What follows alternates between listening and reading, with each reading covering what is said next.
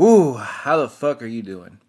Ladies and gentlemen, non binary people, people of all genders and all ages. It's cold as fuck here. It's raining. There's ice. It's really messed up. Uh, you know, uh, hope you're doing good today. I'm gonna, since we all, well, I guess we don't have as much time as we used to, but thought I'd show some movies that I wanted to recommend here that I really love. That I don't really get a lot talked about a lot. I don't see really mentioned, and they don't. I think most people don't know about them or remember them, and so and maybe it's possible if you're about my age or younger, you might not even know some of them existed because some of these are older than me. So first of all, got here. I love this movie. Basically five movies I think you should watch or give a chance to see if you like them. Mel Brooks' History of the World Part 1. This movie is hilarious. It's really, I think it came out in 81. It's a really funny movie. And before you ask, there's no History of the World Part 2 yet. I think Mel Brooks is still alive, so he can make one. But this movie is freaking hilarious. It's a bit offensive, just to let you know. It's comedy, but the whole idea is like he's going from the caveman era to the Roman era to all the way to the end. Like does 2001 parody. Really funny movie. One of my favorite bits is in the beginning in the caveman part when they show a guy makes a painting on the wall and they said he was the first artist, and then somebody comes and knocks it off the wall, knocks the paint off the wall. He goes, and it was the first critic. Also, there's a part where a guy catches on fire and everybody laughs at him. That's the first joke. It's a great movie. Give it a chance. I think I can't find the runtime here, but I know it's 92 minutes, so it's not that long either.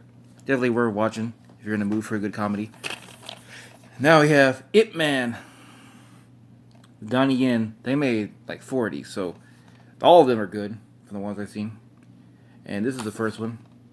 It's a great movie. If you haven't seen it, it's a great martial arts movie based on a true story, full of great scenes. There's one scene where he fights 10 people. Without spoiling it, you probably get the idea how the fight's gonna go. But he does some really unique stuff and cool stuff. And he's also based on the man who trained Bruce Lee. It's a really great martial arts movie. This is American Werewolf in London. This is my favorite horror movie of all time. My favorite werewolf movie, but they don't make many werewolf movies, especially many good ones. This is a great movie if you're in the mood to watch something that's horror. The werewolf transformation is amazing. The werewolf looks great. There's some humor in it too. There's some really good effects too besides the werewolf. There's a good story. This is pretty much, I think, this movie, in my opinion, is the perfect horror movie. And if you're interested in horror, give it a chance. Or if you love even if you're looking for a werewolf movie, and you've seen a lot of the werewolf movies, easy enough for me to say, right? Give this one a chance because I think it's the best werewolf movie. If not the best horror of all time, I think it's at least the best werewolf movie. Then we have a movie I saw in theaters. I was about 10 years old. Well, I haven't seen Explorers, but Small Soldiers. This movie is amazing. It's a cool movie about these toys that fight each other. That they have this chip in them, that a military chip, and some of them are like the good toys, some of the bad toys. And it's a really fun movie. When I saw it as a kid, I kind of thought it was just Toy Story, but that's not a fair description. It's very different from Toy Story.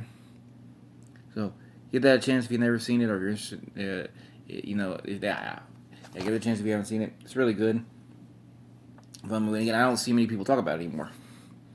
I believe this was the last role of Phil Hartman too, and I love Phil Hartman, especially when he's Troy McClure. No, probably more when he's Lionel Hutz, but either way. And finally, the last one here. This is one of my favorite movies, probably top 5. And this is easily my favorite John Candy and John Hughes movie, Uncle Buck. I love this movie. It's hilarious. It has a good story. It has some really heartwarming moments. It's just a lot of fun.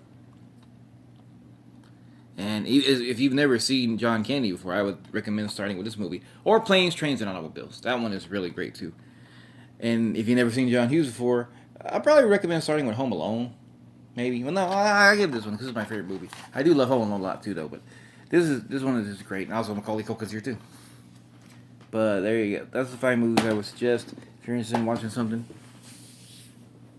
Thank you for watching. Have a great day.